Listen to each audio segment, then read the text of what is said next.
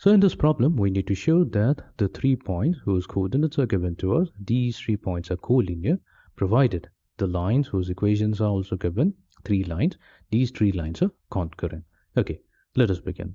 So what we'll do, we're going to go the converse way. So first, we will assume that the 3 points are already collinear. So let us suppose, let the points P1, Q1, this is the coordinate of the first point, then we have the other point P2, Q2, and we have the point with coordinates P3, Q3.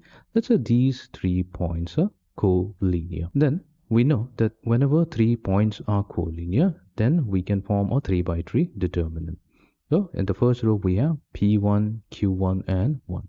Then in the second row we have P2, Q2 and 1. And in the third row we have P3, Q3 and 1.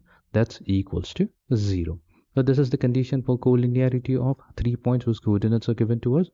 So now what we'll do, we're going to do a manipulation here. We are going to multiply each side of the equation with -1. So we have -1 multiplied to both sides. Now, luckily for us, on the right hand side, 0 times -1, that's still going to be equals to 0.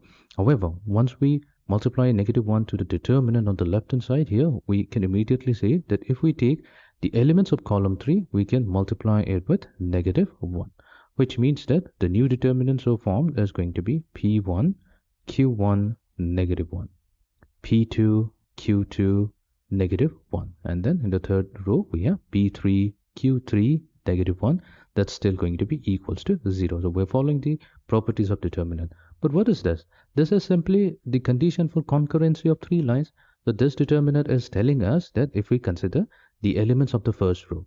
So here we have P1, so multiply it with X. Add it to the next element, that is Q1, multiply it with Y. And then we have the constant term, that's -1. So this is going to be equated to 0.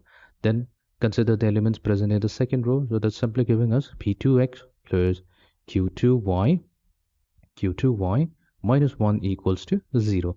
And then the elements in the third row is going to be P3X plus Q3Y minus 1 equals to 0. So it's giving us the 3 lines, and we are saying that these 3 lines are concurrent. This is the condition for concurrency.